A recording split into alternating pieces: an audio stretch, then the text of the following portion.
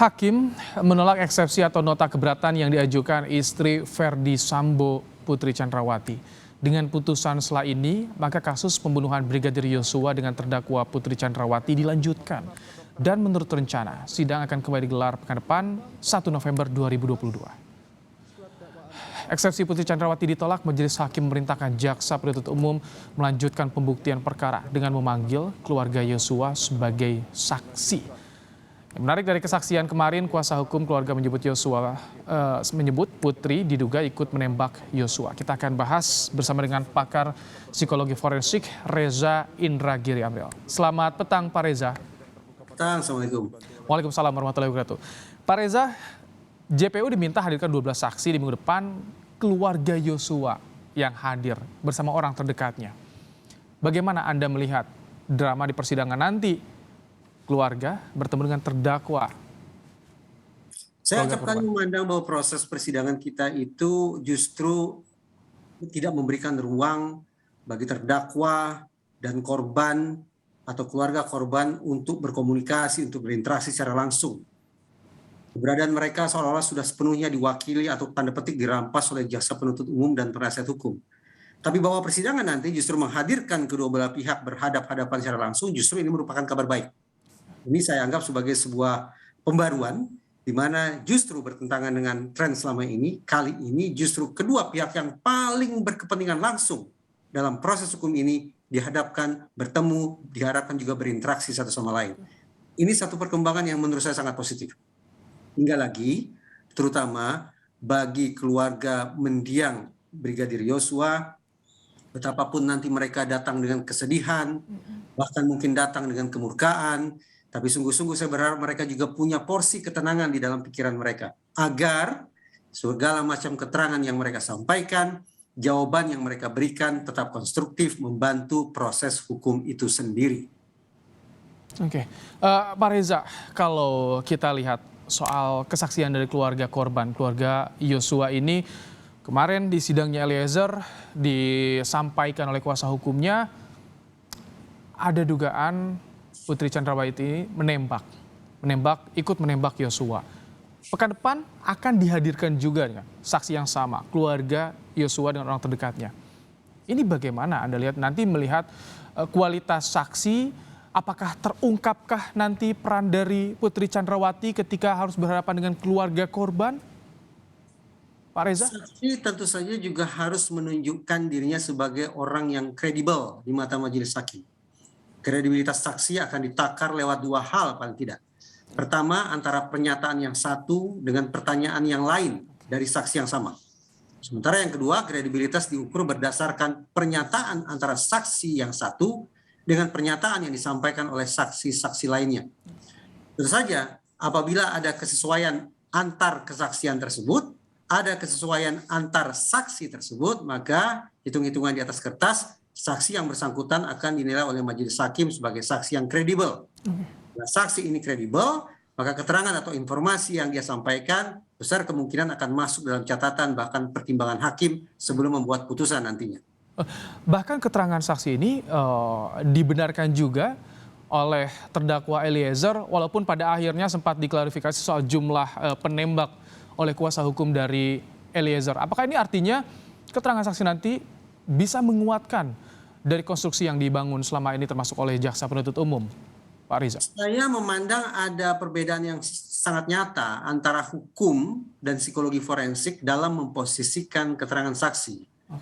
Keterangan saksi bisa kita pahami sebagai informasi yang dikemukakan berdasarkan daya ingat si saksi.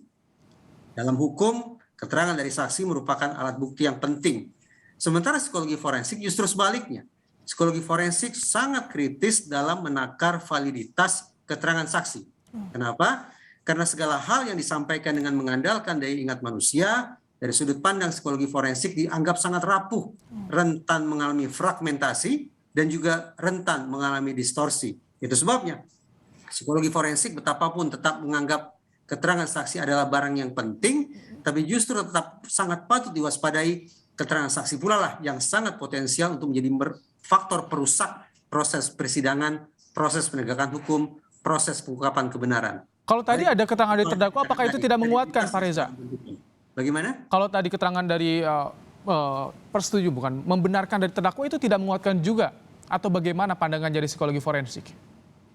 Kalau tadi sudah saya kemukakan, apabila ada kesesuaian antara pernyataan yang satu dengan pernyataan yang lain, maka hitung-hitungan di atas kertas ini akan dianggap sebagai saksi yang kredibel. Pernyataannya akan dicatat, bahkan mungkin dipertimbangkan oleh majelis hakim. Tapi tidak bisa kita pungkiri dalam proses hukum yang namanya perubahan keterangan saksi, entah karena dia merasa sebelumnya diintimidasi, atau karena tiba-tiba saja muncul ingatan yang baru, itu sangat mungkin terjadi. Fragmentasi dan distorsi itulah yang kemudian bisa mengacaukan proses persidangan, karena pada akhirnya seorang saksi yang keterangannya berubah-ubah, yang tidak konsisten, yang bertentangan satu sama lain, justru akan dianggap sebagai keterangan yang tidak berkualitas oleh majelis hakim. Oke, dan itu akan dikesampingkan oleh hakim. Nah, kalau misalkan Anda lihat dari eksepsi yang disampaikan oleh Putri Chandrawati, bagaimana sih sebetulnya dalam mengimbangi dakwaan yang disusun oleh jaksa? Kalau Anda bedah, Pak Reza, bagaimana perannya? Peristiwa ini dalam dakwaan tampaknya bertitik awal dari sebuah peristiwa yang disebut-sebut sebagai pelecehan seksual. Yang konon dilakukan oleh mendiang Brigadir Yosua terhadap Putri Chandrawati. Hingga detik ini saya terus terang masih belum teryakinkan adanya peristiwa pelecehan seksual tersebut. Bahkan selama ini saya beranggapan, tentu saja harus dibuktikan di persidangan, saya beranggapan selama ini tidak ada kontak seksual. Namun andaikan dipaksa bahwa tetap harus ada peristiwa kekerasan seksual, maka justru saya memandang besar kemungkinan mendiang Brigadir Yosua lah yang menjadi korbannya, bukan pelakunya.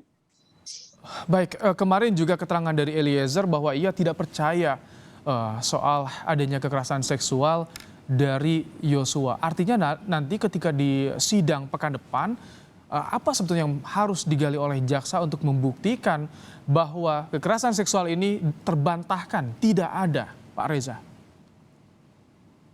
Profil PC menurut saya tidak berkesesuaian dengan profil korban kekerasan seksual. Itu pertama. Yang kedua, apa yang disampaikan oleh PC bahwa dia sudah menjadi korban pelecehan seksual, saya sangat yakin tidak akan pernah menjadi kasus hukum atau perkara hukum di pengadilan negeri manapun, di ruang sidang manapun, di hadapan majelis hakim manapun. Pelecehan seksual yang disebut-sebut oleh PC itu tidak akan pernah menjadi kasus hukum atau tidak akan pernah menjadi perkara hukum. Atas dasar itu, entah itu jaksa penuntut umum, lebih-lebih lagi adalah majelis hakim bisa saja dengan mudahnya mengesampingkan adanya klaim pelecehan seksual tersebut. Karena toh tidak ada masalah pelecehan seksual yang kemudian diangkat menjadi perkara hukum dan terlebih lagi menjadi sebuah putusan hakim. Anggap saja itu tidak ada karena tidak pernah menjadi kasus hukum atau perkara hukum. Saya menarik ketika tadi Anda singgung soal profil korban pelecehan seksual. Jika melihat dari apa yang saat ini terjadi di Putri Chandrawati, apa yang bisa Anda simpulkan? Misalnya dalam yang bisa Anda tangkap yang tergambar dari sosok PC, Pak Reza. Pertama, korban pelecehan seksual berdasarkan sekian banyak studi diketahui mengalami guncangan psikologis yang hebat. Lazimnya seseorang yang mengalami guncangan kejiwaan yang sedemikian dahsyat akan memilih untuk mengisolasi dirinya. Tidak mau bertemu dengan siapapun. Tapi apa yang dilakukan oleh PC justru dia bersama penasihat hukumnya muncul di depan Makobrimob, memperkenalkan diri, bahkan dia sebut namanya. Ini sungguh-sungguh bertolak belakang dengan profil korban kekerasan seksual. Itu yang pertama. Yang kedua, sebagai orang yang mengaku sudah mengalami pelecehan seksual, PC ini meminta perlindungan kepada LPSK. Tapi anehnya justru PC pula yang menolak pemeriksaan dari LPSK. Dari lembaga yang sesungguhnya akan memberikan perlindungan kepada yang bersangkutan.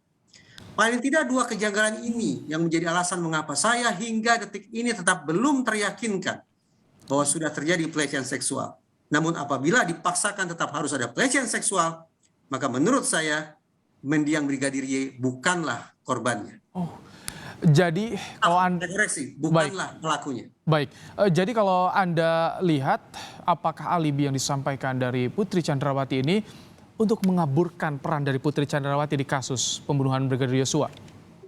apa yang disampaikan oleh PC tak lebih tak kurang adalah sebuah skenario yang disebut sebagai ironi viktimisasi.